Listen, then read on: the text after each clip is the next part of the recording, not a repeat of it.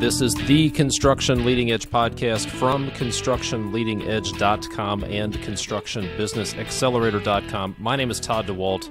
It's my job to help you maximize revenue and eliminate chaos in your business. I have a great interview for you today with Dr. Felix Vasquez, and here's what you're going to get. You're going to learn about some opportunities to boost profits on your projects in the supply chain. And I'm not just talking about negotiating pricing. You're going to learn about how you can connect your suppliers into your projects to boost productivity and shorten schedules. You'll get some strategies that come from the war on terror, one specific strategy that came from the war on terror that you may be able to use to reduce supervision on your projects. Listen carefully for that one. You're going to learn what really is the enemy that you're fighting on your projects, and even though we're talking about the war on terror, your customers are not terrorists. That's an important distinction. You'll learn one thing that builders and general contractors can do to help solve the labor shortage right now. Not something that's going to take months or even years to develop. This is a strategy you can use right now if you are running into a labor shortage with your trade partners on your projects. And then you'll find out, what does it mean to change by evolution and not revolution? And lastly, you'll learn a different way to think about failure. All of that coming up in a few minutes. A few resources I want to get in your hands before we get to that interview. First of all, if you manage projects or you manage a company, then your job is to be a broker of information. You need to get the right information to the right people at the right time, at the right level of detail. You are an information broker. And if you ever get into a dispute, then you need to have an organized record of all of that communication, right? If you've ever been in a dispute, you know he or she who has the best documentation typically wins that dispute. So I want to talk to you about Field Chat. Field Chat is the ultimate text messaging platform for construction sites. That's what it does, period. Very simple, very powerful. It helps you keep track of all the communication on your job sites in an organized fashion. It integrates with text messaging so that it's easy to include anybody in the communication, whether it's someone on your own team that maybe refuses to learn newfangled technology, or maybe it's a trade partner who just prefers to keep using text messaging rather than having to download some newfangled app. So here's what Field Chat means for you. It's going to accelerate progress. It's going to help you reduce mistakes, reduce rework, and, as I'm a big fan of, reduce chaos, all by making project communications more effective. It also integrates with some of the big project management software that you may already be using. All that's good news, and even better news is Field Chat is offering you, the Construction Leading Edge podcast listener, a really good deal. 15% off. All you have to do is go to fieldchat.com/edge. Grab that and start organizing your communication. If you've been listening to the podcast, you know I talk a lot about systems. Well, a couple of things. I kept hearing people say, Todd, I need systems and processes. I need processes and systems. I need systems and processes. I need to organize my business. But what I found is that most people make a couple of really big mistakes when it comes to trying to address the chaos in their business.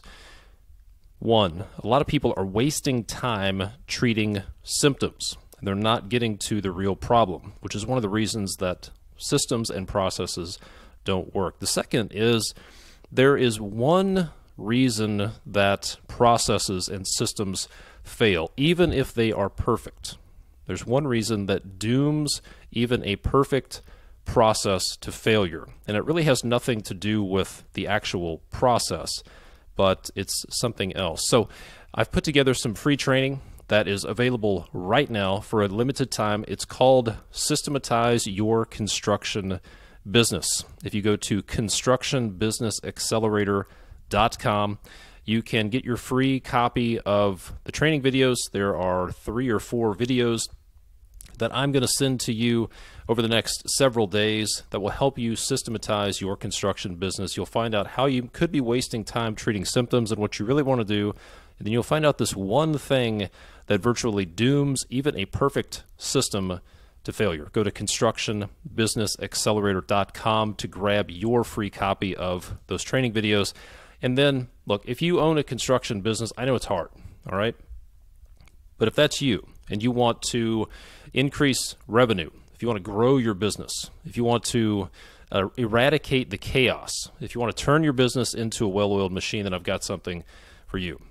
If you want to get clarity on your business, if you want to figure out what your ideal lifestyle is and ultimately have a business that will get you in a position to live that lifestyle, if you feel like you're running into a wall, maybe you feel like you're stuck, like there's this thing that you just can't quite get your arms around, maybe you feel like there's something that's sabotaging the growth of your business, maybe you're just working too many hours, maybe you just need to talk to somebody and get a third-party perspective, then I want to invite you to take advantage of a limited time opportunity to set up a free business breakthrough call with me. I'd love to get on the phone with you, help you work through some of those roadblocks, identify where you want to be, what is your vision, help you get clarity, and get some of the things that have been bouncing around inside your head out into the open. Every person I've done this with has walked away with a great deal of benefit. So I want to offer a free business breakthrough call with you. All you have to do is go to constructionleadingedge.com/call to schedule yours. And if there are no sessions available, no time slots available, then there'll be a way to get on the waiting list there. So now if you're driving or if you're not able to get to a website right now, I want you to remember one thing. I want you to remember this number, and I want you to send me a text, okay? Send me a text to 859-667-2015. Let me know what you're looking for. If you want information on field chat or systems or a call, then just put that in the text, and I'll follow back up with you and send you the links that you need. I know you're busy, and I don't want you to have to try to type in some lengthy website address. So just send me a text, 859-667-2015, and I will get you what you need. So now, without further ado, let us get to the interview with Dr. Felix Vasquez. All right, Felix, thanks so much for being on the podcast. So let's jump into it and we're going to talk about some not so apparent solutions to some of the biggest problems that builders and remodelers and frankly people in all aspects of construction are dealing with. And some of the not so apparent solutions are in the supply chain. So let's start with this. What are some of the biggest gaps or opportunities or problems that are in the supply chain right now in the construction industry that people may not be aware of but really need to be solved? So that's a great question. And I would say that there are things that people are aware of. They just don't understand how they manifest themselves. So job site readiness for me jumps up at the very top because, you know, if I'm out on a job site and I say, hey, look, I think we're going to be ready to do framing tomorrow. And I go ahead and schedule that. And then I take off and it's, 9 a.m. and it rains at 4 p.m. There's probably no one going back and re-coordinating with the framers who are going to show up tomorrow morning and do a job site that's not ready for them. So job site readiness and then all the communication that goes inside and connected to that is just huge because it's hard for our trade partners and suppliers to recover from showing up to a job site that's just not ready for them. And then communication for that piece is often happening at a time frame that's significantly in advance of when the activity is actually going to occur. And look, I think people aren't malicious and they're not doing it to make you mad or doing it to make you lose money. They're doing it because at the time it was the best laid plan. Yeah, I actually saw something on LinkedIn just recently. A guy who owns a masonry company posted a picture of a delivery truck, and apparently he had to jump on the forklift and unload material because he didn't realize he had scheduled this delivery a couple of weeks ago, and then things had changed, nobody was there, and he had to scramble around to actually get there.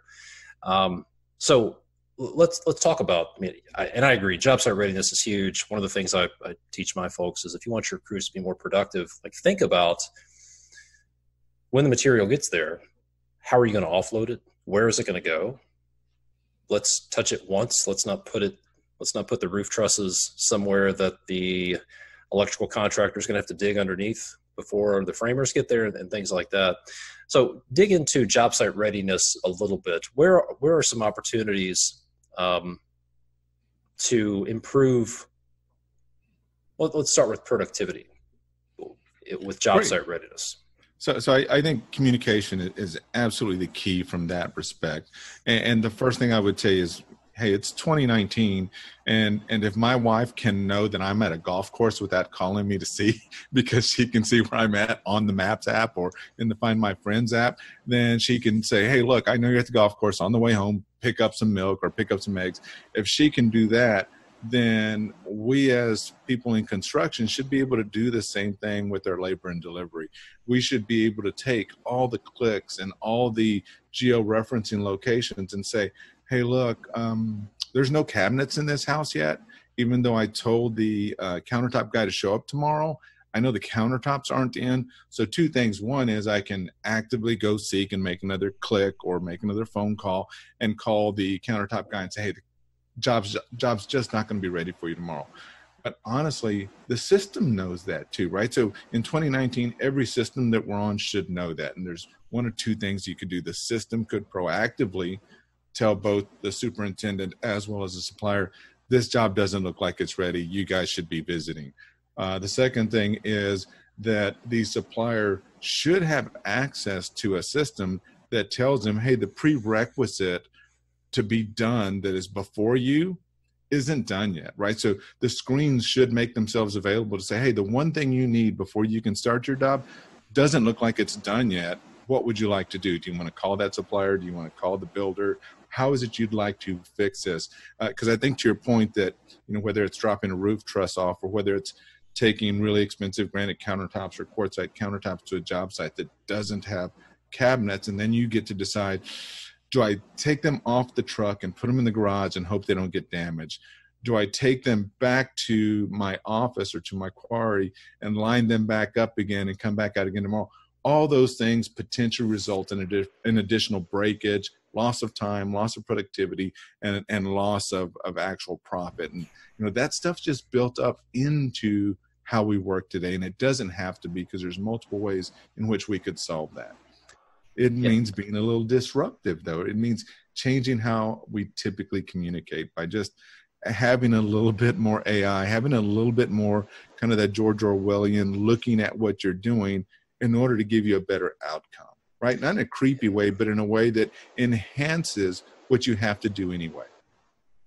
So the typical approach to scheduling is, this is the way I always scheduled projects. You create your Gantt chart schedule, maybe you have your 2-week look-ahead schedule, and then from that point, it has to be manually communicated.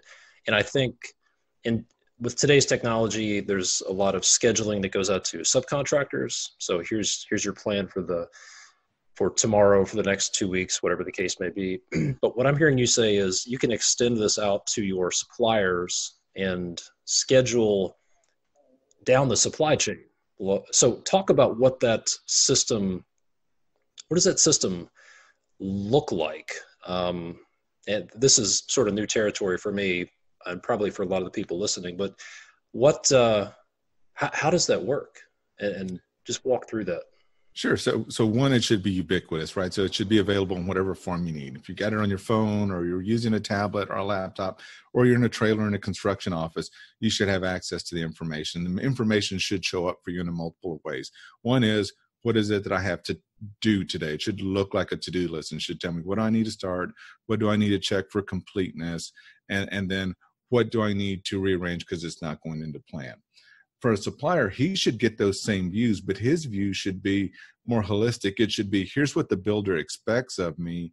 Now let me see, using these screens, whether the job sites are in a position to let me go do what I'm good at. And if they're not, then let me make the changes that I need to make to interact with that. And maybe that's calling the cabinet guy, or maybe that's calling a framer to figure out where the job site really is right this second, because I need to go out tomorrow at 8 a.m.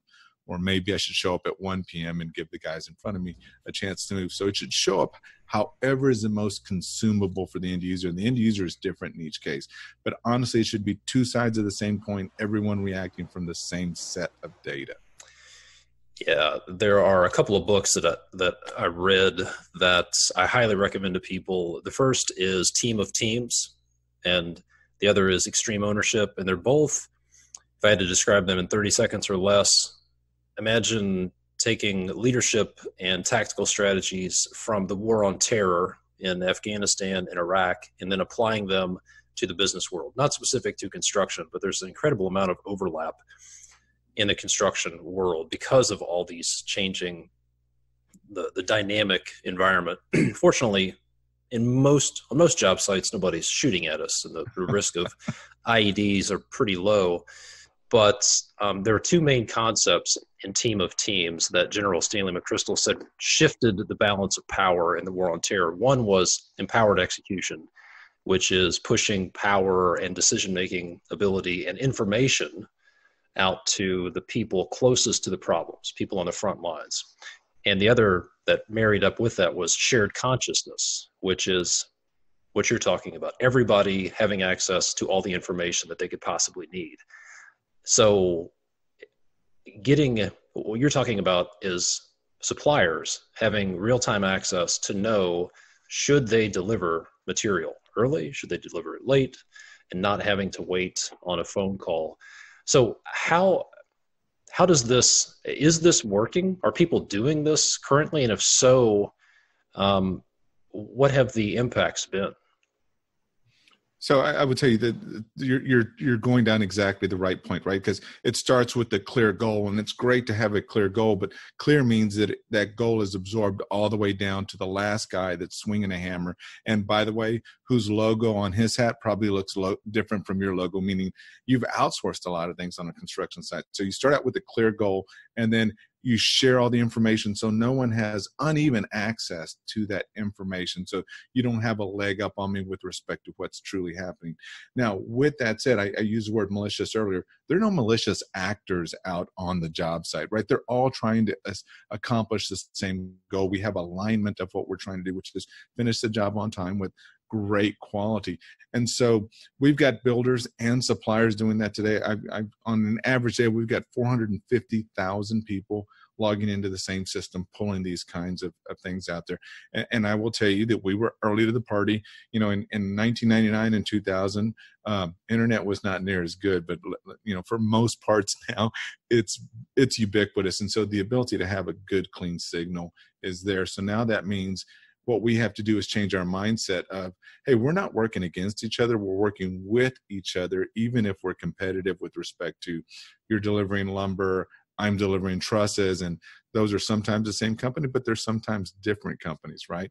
And so if we all have the same goal, which is to help the builder build this home as quickly as possible with a completeness score that is complete, right? Because there's degrees of completeness. And when one of the things we see that cost people money is, hey, I'm mostly done.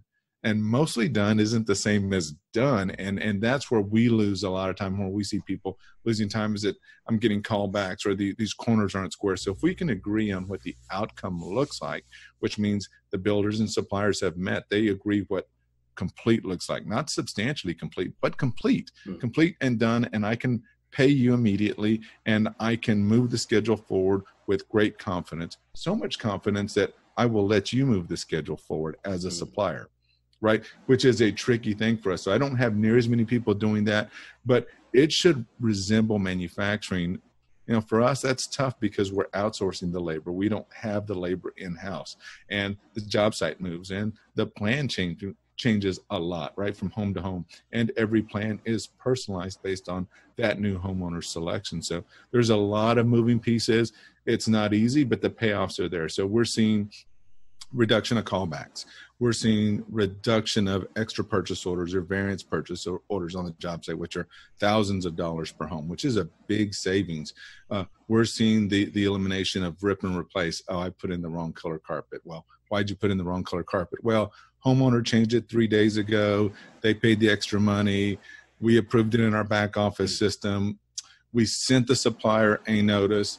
The right person didn't read it, so they put the old carpet on a truck, and it got delivered. And homeowners upset. Everyone's upset. We're going to get it fixed, but that friction costs money. Yeah. So I'm thinking about a quote from Mark Twain that I like to share, and it goes something like, "It's not what you don't know that hurts you, it's what you believe to be true that just ain't so."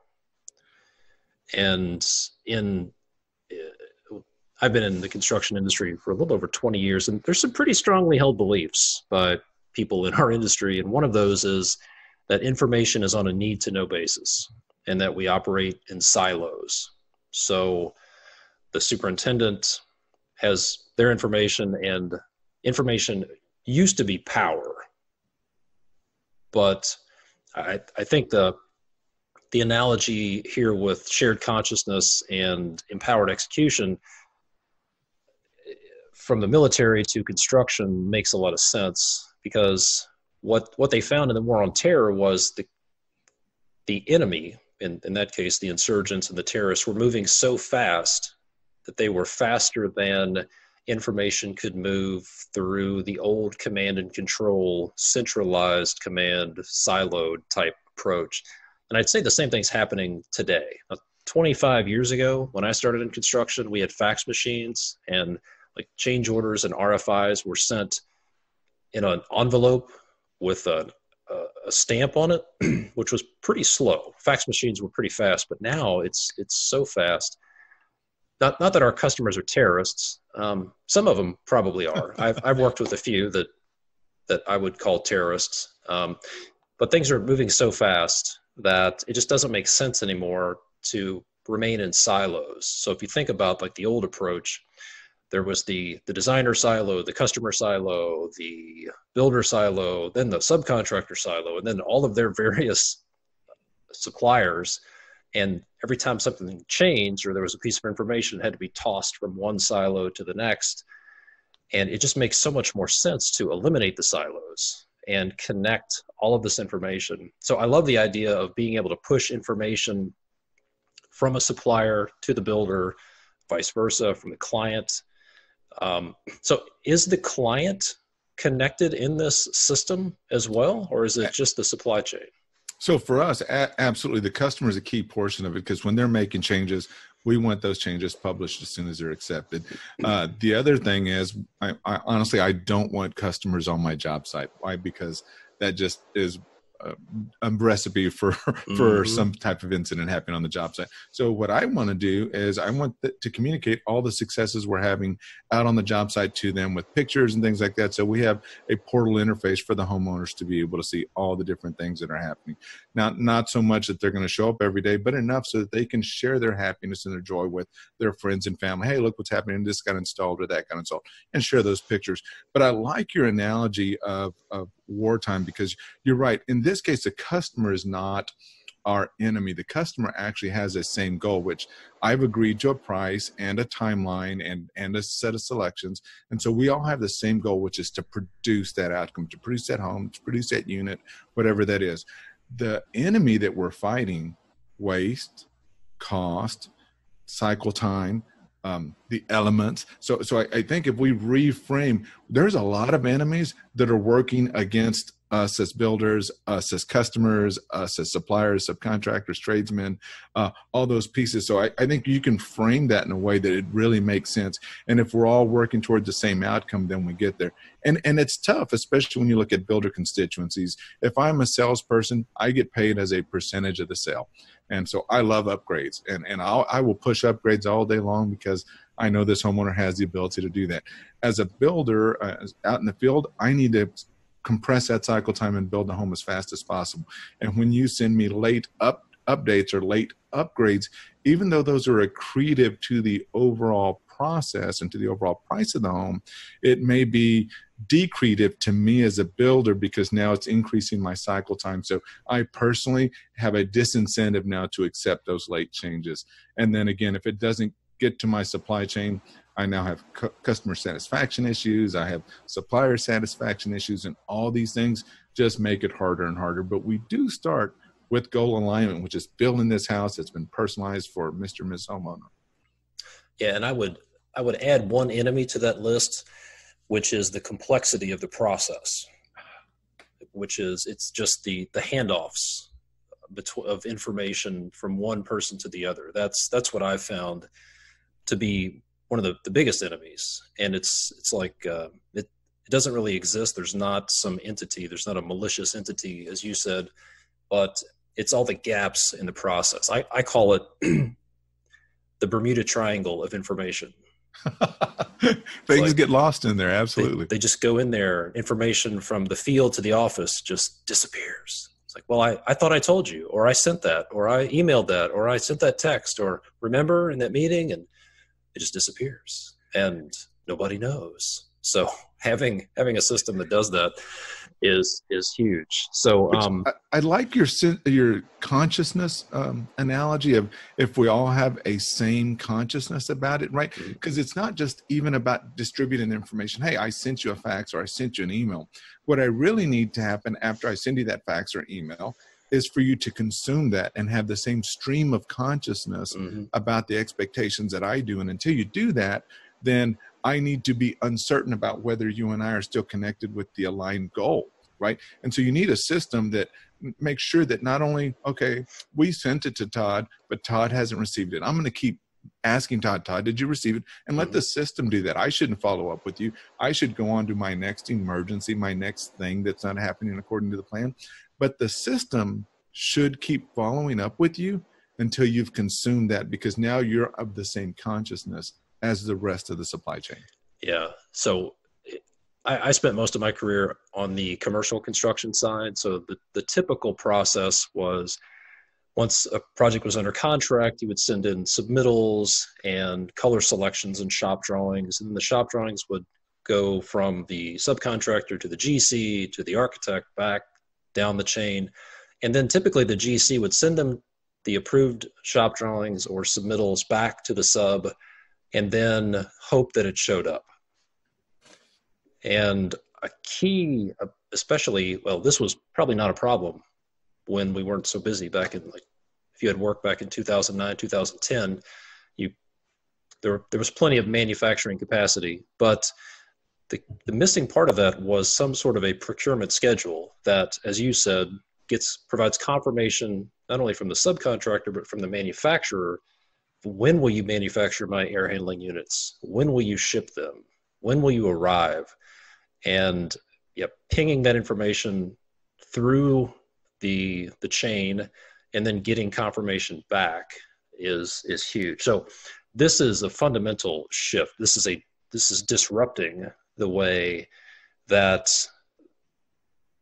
products and materials are approved and sourced and delivered. And going back to your comment, you brought up a really good point, how there's some tension between sales and operations when it comes to upgrades.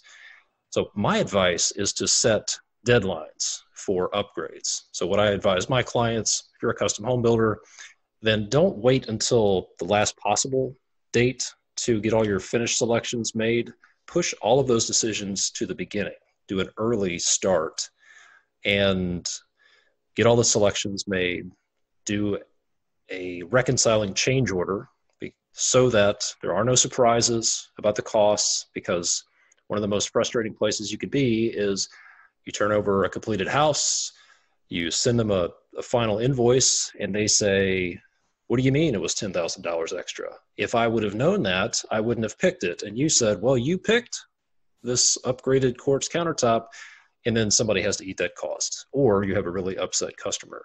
So the answer to that is to handle the information at the right time. So speaking of disruption, what I'm hearing us talk about here is we're disrupting the way that the supply chain is operating and getting people more involved,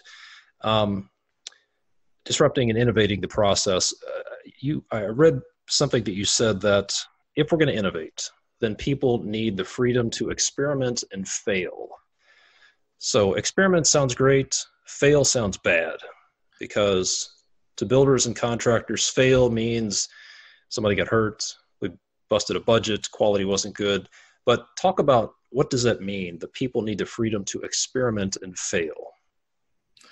Sure. So, I will tell you that we've been doing this for a while, and I can remember a time in which we completely invested in a mobile technology. It was backed by a really large software company. We're like, we're going to be first to the dance, and we're going to go do this. And 3 months after we released our product, the company decided they were not going to do that because it didn't work. So they figured out something in their process that said, hey, we're not going to get 30% market share, so we quit.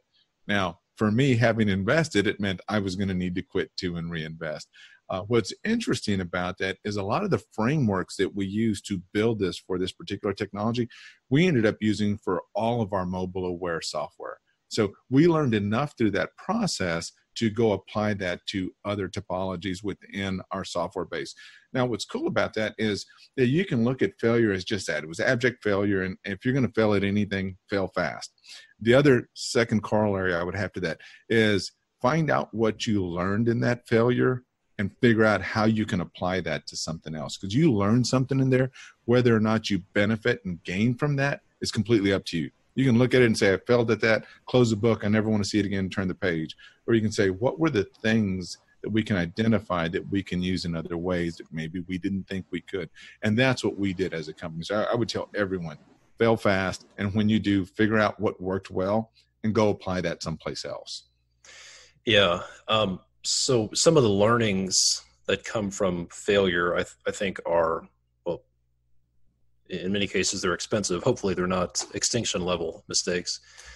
But what can somebody learn about their own personal tendencies through failure? So look, I think you said something earlier that said, hey, look, it's not what you know, it's what you think you know. And right now, I think I need my roofer to come on Friday. And I think that I need my appliance guy to be there 3 days before closing. But that's all things that we think. And as weather changes or the closing date changes, those items move around on you. And so we have a failure in our scheduling process. And part of it's because we expect people to move everything all the time and to be omniscient about what the actual status is. And I think we have failed to say, hey, look, I'm going to bring in my suppliers, my subcontractors, tell them what the outcome needs to look like, and then trust them to do that.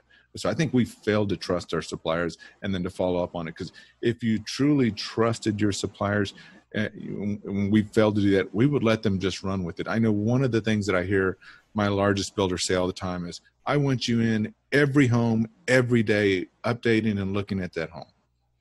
And we want to change. We want to physically change that. We want the mindset around that to change, because I think that mindset has failed us. And I think what I would like is for our builders to be in every home that needs them every day.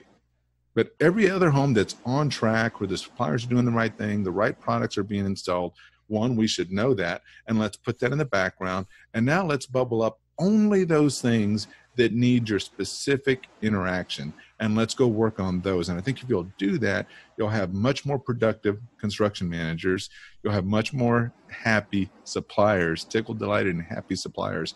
But you'll have a much higher output. Your quality of output of every home will be better. It'll be closer to the cycle time that you're trying to get to, because homes that are on track, if you go walk through them, all you're going to do is get the hall pulls, which means, hey, come look at this. Hey, come do that. And it may not necessarily need your expertise. I'd rather you spend your time working on the things that aren't going according to plan and create a plan to be back on plan, right? How do I get this home back to within the certain tolerances that I was hoping for? Yeah. And what I'm hearing you say is that there's a misconception. Maybe this is what I'm hearing myself say. There's a misconception among a lot of people that if somebody's not wearing the same logo on their hard hat or on their shirt as I am, then I can't really trust them. Absolutely. And if that's your belief, if that's that thing you believe to be true, that just ain't so. If you believe that you can't trust somebody who works for a different company, then you'll feel like you have to be. Somebody with your logo on their shirt has to walk through a job site. So when you think about scaling up your business, you think, oh, if I do one super can only handle X number of projects, therefore I have to hire all these people. And the reality is the most basic need that the super is providing for you or solving for you is information. So what if you could get information, real-time updates from everybody who's in the house, the trim carpenters, the painters, if the suppliers, if they could be eyes and ears, and you could empower and trust them and then provide them access to the information and the tools. This is where that parallel between construction and the war on terror really starts to light up, in my opinion. Yeah, but it requires trust. Exactly. And if you don't believe somebody with a different logo can be trusted, then you'll probably treat them accordingly and you'll be right. But if you believe that you can trust your partners and treat them accordingly, you can probably do a lot more with what you have. Yeah. Right. So one of the biggest things we do as construction managers is check on people, right? We go check on their updates. We go check to make sure they're done. And if you read Dr. Deming, von Bertalanffy, any of the authors that talk about lean management principles, they'll tell you checking on something is a wasted process. If instead you show that person what the outcome needs to be and let them produce that outcome, then you don't have to check anymore and you can spend your time fixing the other things, right? So trusting and giving that person the knowledge to have the aligned goal with you, then you're right. Your bandwidth on the number of projects you can take significantly goes up. I'll throw this back to an example of the extra purchase order or the variance purchase order. Who is typically the first person on a construction site that knows you need more lumber? It's typically the guy working with the lumber. It's a framer or a roofer, and he's getting down. He's like, "Oh, this is my last 2x4, and I'm not done. I'm going to need more 2x4s." Now, whether somebody cut them wrong or somebody took them off the job site and used them on the house next door, whatever the case may be, he's typically the first guy that knows that. And so what he does is he scurries around until he finds a CM for that job, and he tells him, "I need more 2x4x8 yellow pine number 2."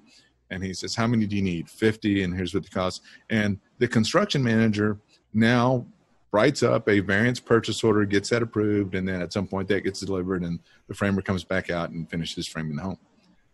What we've changed in our system is, since the supplier is the first person that knows that, we've created screens for him to go, "I need this, this, and this," clicks on the three things that he needs. By the way, all the costs are already in there. All the items are already in there. He's just copying them and selecting quantities.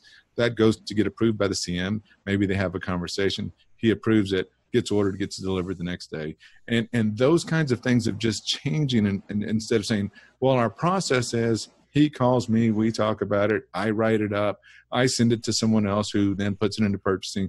And you've got this long drawn out process that just eats up time and adds waste to the process versus, hey, to your point, let's put the system and the processes in place to let the guy that's closest to the activity make the adjustments to the plan and make the adjustments to the products. And then let's have the appropriate approval channels put into place and let that just execute it significantly faster. Yeah, absolutely. So the only thing that would make that process even better, which is something that I teach my clients, is empower that guy closest to the problem, the guy who needs to order material. Let's have him think today that let's have him identify that he's going to run out of material today, identify when he's going to run out of material a couple of days in advance. So he's thinking through the process and thinking, oh, I'm going to be out of material tomorrow. At the end of the day, let's go ahead and get this ordered so there's no lost time. Yeah, imagine the waste on a macro scale, the wasted time that's spent scrounging around for material. You mentioned maybe you got taken off to the house next door. Well, those things kind of cascade downhill. One guy messed up. Well, I'll just go rob it from this other job site and let him deal with the problem. And just imagine on a macro scale, the amount of money and time that's wasted on projects because of the lack of material. And I found a study, the number one killer of productivity, according to a 2012 study, was the lack of material. And it doesn't surprise me. Yeah. And a lot of it comes down to, like, the material's there. It's not there, but it's somewhere. It's in a a yard on a truck at Home Depot. But what's missing is that somebody didn't order it on time. Somebody didn't think. Somebody didn't plan. So it's in the supply chain somewhere, making its way to the right area, but they didn't do it. So interesting story. I had, we look at our data from time to time, where people ask us to look at their data. And so I had a builder in Florida say, hey, I would like you to go through my stuff and tell me what you see. Just give me some insights that I can share with my team. I'm having a division president's meeting, and I'd really love for you to come tell me neat things that you thought about our homes. And so I did, and I looked through and I was like, wow, hey, there's a plan here. I won't tell you the plan name because you'll know which builder it was. There's a plan, let's call it 2255. And every time you built that plan, you built it 400 times, you ordered an extra window. Like, I'm not saying that's right or wrong. I'm saying that's interesting to me. I find it odd that you would immediately create an extra PO for a home. And, I had a guy jump up in the audience and goes, well, that's because the takeoff was wrong. And so we knew it. And so we just started putting the extra PO as soon as we saw the house come across. Did you think to call the purchasing manager and tell him, could you change your takeoff so that we don't have an extra delivery, everything else? It's like, well, we don't have a feedback loop for that. We don't have any way to do that. I don't have that tool, right? So I don't have a screwdriver. So I have a hammer. So to me, everything's a nail. So that was his way. He had a hammer, and so everything was a nail. And so what he could do is create an extra purchase order to get the extra window down, which is super interesting. I found another one where it was a mirrors task, and the mirrors guy didn't, not even by accident, he never finished one task on time. It was always 3 to 4 days late, and it blew me away. And so I was like, look, I'm not saying this is good or bad. I think that's interesting, and you should be curious about your data, and you should ask your data questions. And when you ask it questions, it gives you insights. And the biggest guy in the room stood up and he goes, I'll tell you why that's happening. And at this point, I'm feeling smaller and smaller. This guy's a middle linebacker for a really big school, and he was hot under the collar. He's like, it's because it's a 4-hour drive from my mirror guy. It's a location to us, and so he only comes when there's 5 houses in a row that he can do. I was like, okay, see, I think that's interesting. And after the meeting, he grabbed a hold of me again. But it was just one of those things where, look, I think you got to be interested in your data. You got to start asking it questions. But if you don't have an easy way to consume it, what we're going to do is what we did last year. And, if you're really lucky, maybe you're comparing yourself to last year, but wouldn't you like to compare yourself to the best version of yourself, right? If you had all the right things and you could be something else, wouldn't you rather be that? I do. Yeah, definitely. And that's a good, well, this goes back to the Mark Twain quote. It's not what you don't know that hurts you, it's what you know for sure. And like the guy that kept ordering the same window, he just knew for sure there was no other way. So the only way was to put that order in. So I heard an interesting story. I don't even remember where this was, but some group studied successful entrepreneurs or innovators, somebody like that, like movers and shakers, people. They're trying to determine some leading indicators of people who were leaders, were successful entrepreneurs or something like that. And one of the most interesting attributes they found was when they looked at what internet browser did they use. They surveyed people, which internet browser do you use? And the most innovative, creative, successful people used something other than the default internet browser.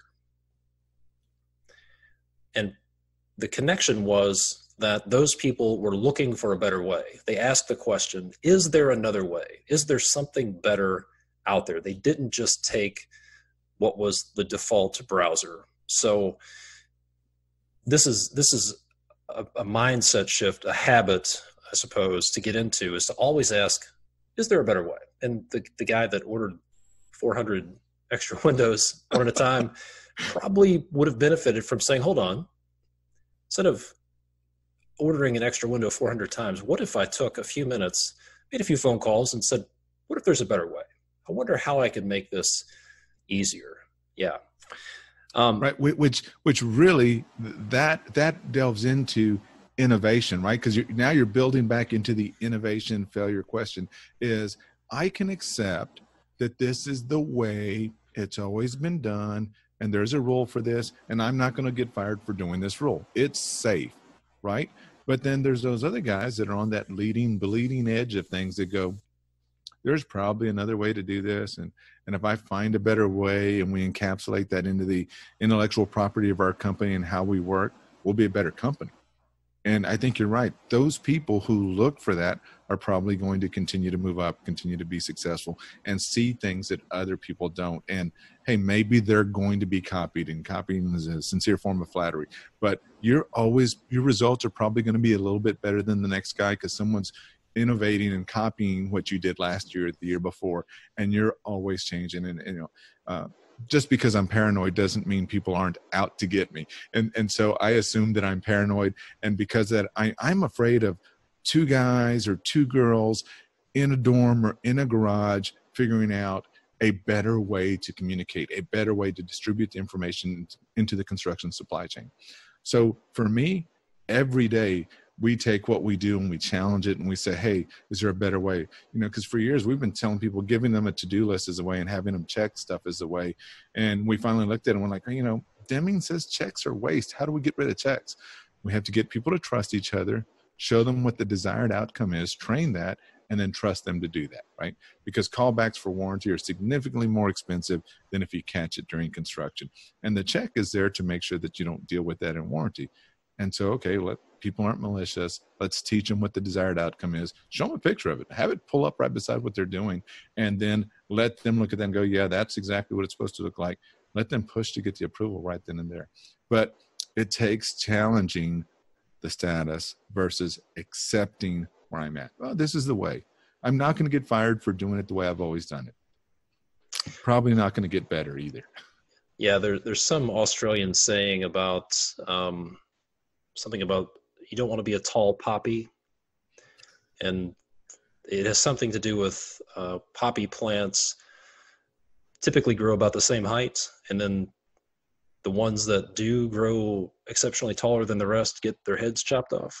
So, and it is safe. It is safe to be in the herd and just sort of looking around saying, yeah, I'm doing managing change orders the same way everybody else is. I'm not rocking the boat. Sort of herd mentality, just following if you're a sheep, you're just following the butt in front of you, just continuing to do the same thing, trying to make it to retirement or whatever. But that's not going to get us anywhere. And I would say if you want to get ahead in your career, if you want to dominate in your market, in your space, if you own a business, or if you want to start a business, there's huge opportunity to disrupt your company as an employee, huge opportunities to disrupt your geography, your market as a contractor by coming in and asking that question. Hey, how can we do this better? How can we take a painful problem and solve it in a new way that gives a better result and or a better experience for a client? And unfortunately, there's just not a lot of that going on. So what advice would you give to somebody who's like, you know what, I want to be an innovator? What do they, other than not having to get over the concern of getting their head chopped off, what advice would you give that person who wants to be more innovative? I would tell you, find the parts of what you do every day that are hard, that are not fun, that are just tedious, and look at those. Because if you can find another way to do those, you're going to get instant support from every person who has to do that same thing too. So, if you start with something that's fun and you're dealing with that, look, like no one's going to be willing to switch off of what they're doing to do something else that might be fun or might not be as much fun. But, we laugh when we talk about the systems we produce and what we produce things that aren't sexy, that aren't the fun piece of things. If you want fun, go do sales software because people want to buy that and it's really easy.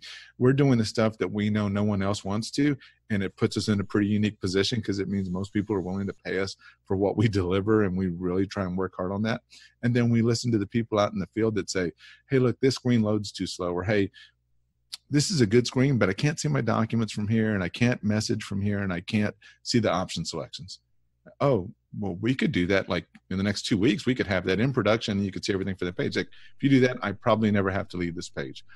And that's a great answer until someone else says, yeah, but you know what? If you did the thumbnails on there, I could see the pictures, wouldn't need to click into there. I'm like, oh my gosh. Right. And so sometimes the things are really tedious or really hard. And sometimes, that Nautilus that spirals out in growth, it didn't start by growing a big old horn right at the end. It started by incremental improvement. It started by going, what are simple things that I could fix and do that lead to these revolutionary changes? And I like to say, we change through evolution, not revolution. And the reason is people die in revolution. So if you're in a revolution, like, there's going to be some guys that don't make it on the other end of the revolution. But if you're evolutionary, look, we're probably all going to be okay, and we're going to be able to adapt to the change. But if you can do stuff and eliminate things that are hard to do, that are tedious, that people just find not enjoyable, like signing invoices as they come in. And if you're paid to build a house as fast as possible, when those invoices are coming in for activities that have already been done, let's be honest, we're robo-signing those because we're interested in getting out the new POs that have to build the new house that you're measuring me on cycle time for. So let's get rid of that stuff that's no fun, and let's figure out, okay, what's a new way in which I could do that, and that everybody would adopt. Well, look, you get rid of a process that people don't like, you're going to be surprised how many people show up as part of your fan club, and it's just human nature. Yeah, solve painful problems. This sounds a little callous, and I apologize in advance, but the advice I've heard is you want to sell insulin, not sugar cookies, not vitamins. You want to create something that solves a very painful problem, not something that is an aspiration. It's like, wow, it'd be really cool if we could do this. If you want to solve a problem, start with, this thing is kicking our butt. It's costing us 6 figures a year. And if we could just solve this, then it will really move the needle. That's the kind of stuff to start with, in my opinion. I would completely agree with you. And even if you can't solve the entire thing at once, to use a sugar example, how do you eat a cake? Slice at a time, right? So make it incrementally better. Don't give up. Perfection is the enemy of progress. Yeah. So don't wait for perfection, man. Take those small 10, 20, 30% gains whenever you can get them. And that across your entire enterprise is going to have huge rewards for you. I love the Nautilus analogy. Start small and change by evolution, not revolution. And just like, I started attacking the skilled labor shortage couple of years ago. As I looked across the industry, it became apparent that that's one of the biggest problems that's out there, and it's huge. And my initial response was, well, I can't really touch that. I can't solve it, so why even bother? But that's how things stay the same. So exactly. I just started talking about it, putting together trainings, doing keynotes, doing workshops, start small, start incrementally, start as that little baby Nautilus, and just continue working on it. Big problems take a long time to solve, and you have to be willing. I've been thinking about this a lot lately. If you're willing to hammer away at something for 2 years without seeing any tangible results, you will be unstoppable. There's something about the stick-to-itiveness of that, the unyielding to failure, the unyielding to an immediate lack of great response, and just pushing forward to what's the right answer. So because you're talking about the labor shortage, I'll tell you something that just sounds wrong, and to a typical builder, saying, oh my gosh, I hold on to my money as long as possible. What I'll tell you about builder capitalizations is the average builder is better capitalized and has a lower cost of capital than the average labor provider.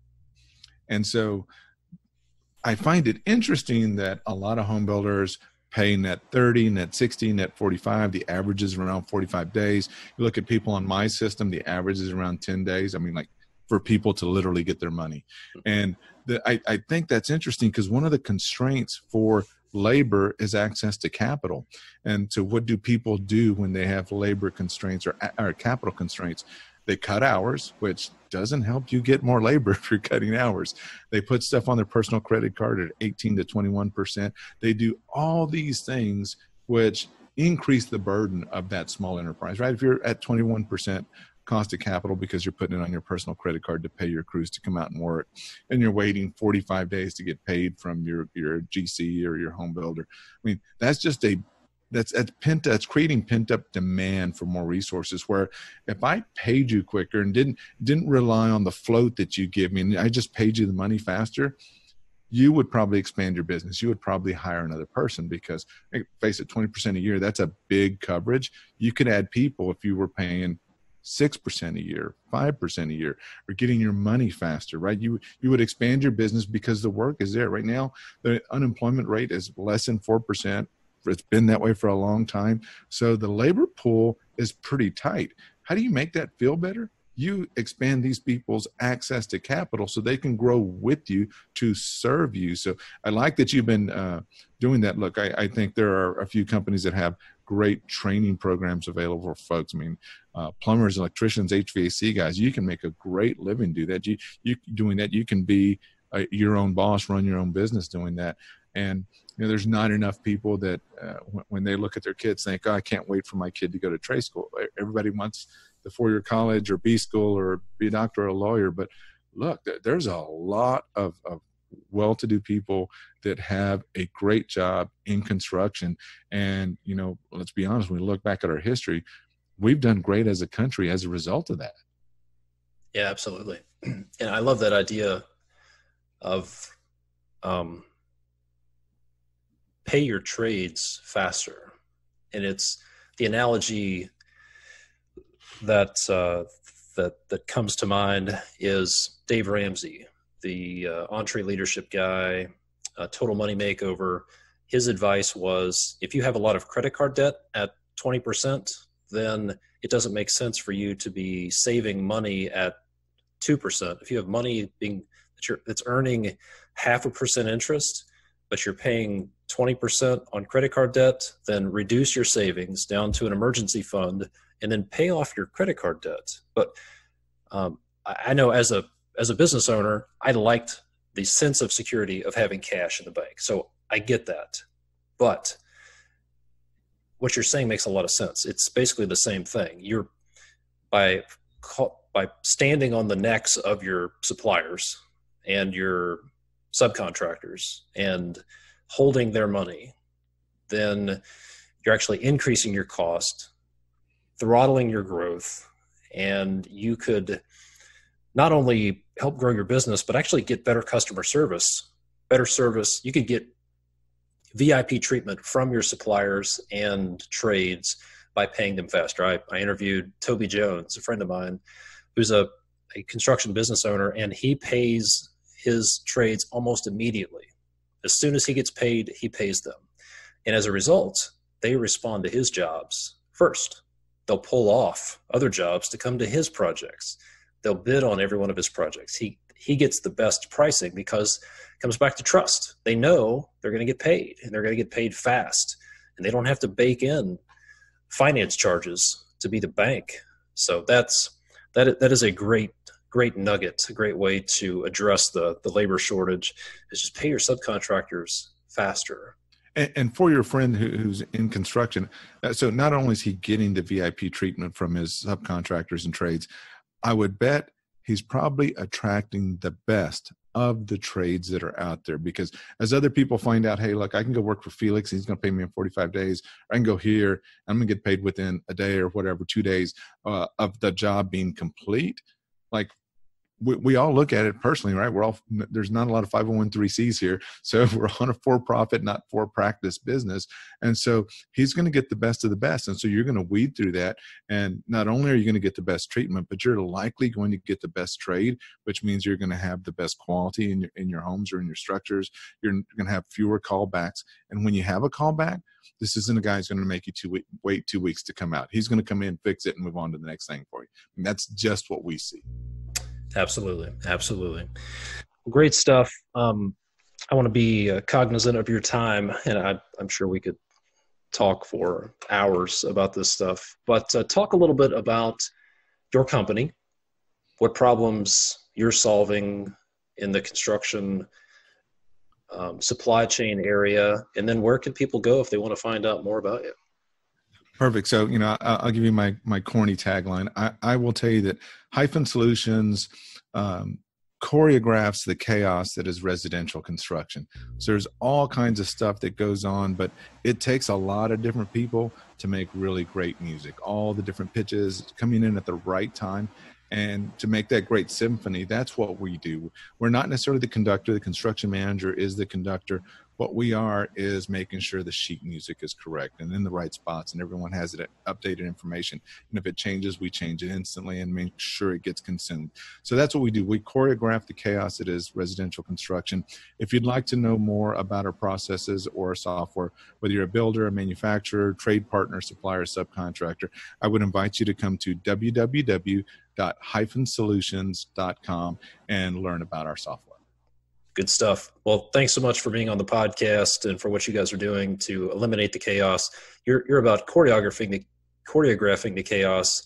My tagline is eliminating chaos, which perfect. Which is even better. Even better. I haven't been able to. Maybe I should change my tagline to something that's not quite so absolute as eliminating, but it sounds good nonetheless. So, well, good stuff. I appreciate it so much, and let me know what I can do to help you in the future. Thank you, Todd. It was an absolute pleasure. I hope to see you again. Be sure to check out Felix Vasquez's company at Hyphen Solutions. Go to that link. Check it out. Don't forget, if you want to build systems in your business and do it in such a way that virtually guarantees success, then get your hands on my free training videos, Systematize Your Construction Business, over at constructionbusinessaccelerator.com.